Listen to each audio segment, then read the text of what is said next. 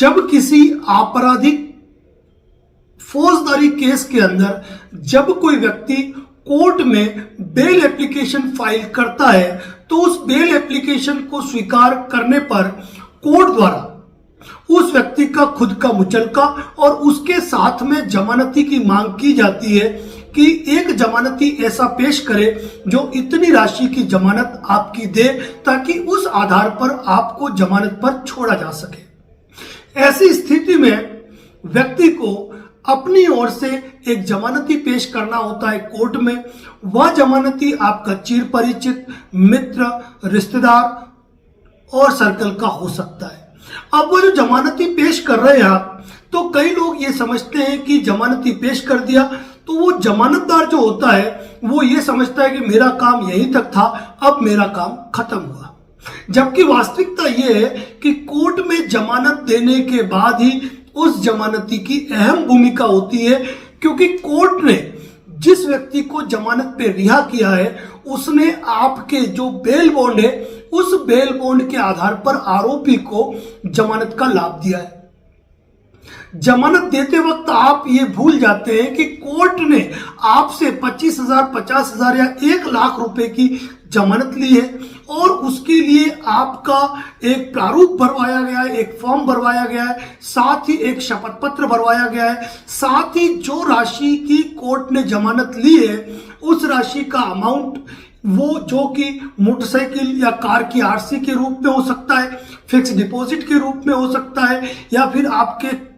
जो जमीनों की खाता नकल, प्रॉपर्टी की नकल, यानी कि कोई भी एक ऐसा डॉक्यूमेंट जो प्रूव करता है कि जितनी राशि की जमानत आप दे रहे हैं उतनी आपकी वर्थ है। इसका मतलब यह होता है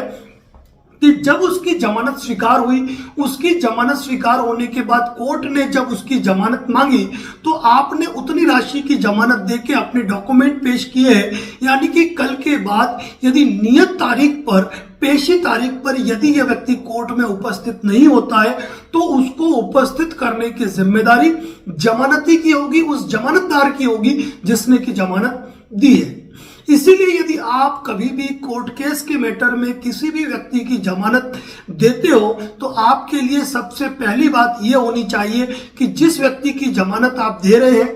क्या वह आपके पहचान का है। पहचान के साथ साथ यह भी आवश्यक है कि क्या वह व्यक्ति आपके कंट्रोल में है, क्या आपके कहने पे है। यदि वह कोर्ट उपस्थित नहीं हुआ तो क्या आप उसको कोर्ट में अपीयर कर पाओगे, क्योंकि यदि आपकी जमानत देने के बाद यदि वह व्यक्ति लगातार कोर्ट में उपस्थित नहीं होता है तो सीआरपीसी की धारा 446 के अंतर्गत आप द्वारा दिए गए जमानत मुचल के न्यायालय द्वारा जब्त किए जा सकते हैं और जितनी राशि की जमानत आपने दी है उसकी रिकवरी आपसे की जा सकती है और इस मामले में 6 माह तक के सिविल कारावास का भी प्रावधान है। ऐसी स्थिति में जिस व्यक्ति की, जिस आरोपी की आपने जमानत दी है, यदि वह कोर्ट में उपस्थित नहीं होता है तो कोर्ट उस व्यक्ति के खिलाफ नॉन बेलेबल वारंट जारी करता है और साथ ही आपके विरुद्ध भी कार्रवाई कर सकता है। इसीलिए किसी भी व्यक्ति की जमानत देने से पहले यह जांच पड़ताल अच्छी तरह कर ले कि क्या आप उस व्यक्ति को कोर्ट में अपीयर कर पाएंगे, क्या वो व्यक्ति आपके कहने में, आपके नियंत्रण में है, क्या वो व्यक्ति आपकी बात को मानता है। कभी भी चंद पैसे की लालच में किसी अनजान व्यक्ति की जमानत देने की भूल बिल्कुल भी नहीं करे, अन्यथा आपको उसकी सजा भी भुगतनी पड़ सकती है। जब आप जमानत देते हैं तो कोर्ट आपसे ये सवाल कर सकता है कि जिस व्यक्ति की जमानत दे रहे हो क्या आपको पता है कि आप किस केस में दे रहे हो, क्या आपको पता है कि इसको कोर्ट में अपीयर कराने की जिम्मेदारी आपकी है, क्या आप इस व्यक्ति को जानते हो, कैसे जानते हो, कितनी राशि की जमानत दे रहे हो। और यदि यह नहीं पूछा जाकर भी आपकी जमानत तस्दीक की जाती है तो आपकी रिस्पॉन्सिबिलिटी होती है उस व्यक्ति के खिलाफ, उस व्यक्ति के लिए कि वह व्यक्ति तय समय पर कोर्ट में हाजिर हो, अन्यथा जमानत की राशि, जमानत के मुचल के जब्त किए जाकर आपसे राशि वसूली भी की जा सकती है और 6 माह तक के सिविल कारावास का भी प्रावधान है। यह ध्यान रखना आपको आवश्यक है। इसी प्रकार की लीगल अपडेट, कानूनी जानकारी के लिए हमारे सोशल मीडिया प्लेटफॉर्म को सब्सक्राइब और फॉलो करना बिल्कुल भी न भूलें। यदि आपका कोई कानूनी सवाल है तो 2000 से अधिक वीडियो इसी चैनल पे पोस्ट है, जहां पे आप देख सकते हो advocate Narendra Joshi YouTube channel पर। और फिर भी बात करना चाहे तो कॉल बुक, टेक्स्ट मैसेज कर सकते हैं, कॉल आ जाएगी। बने रहे इसी प्रकार के अपडेट के लिए। धन्यवाद। जय हिंद, जय भारत, जय मेवाड़।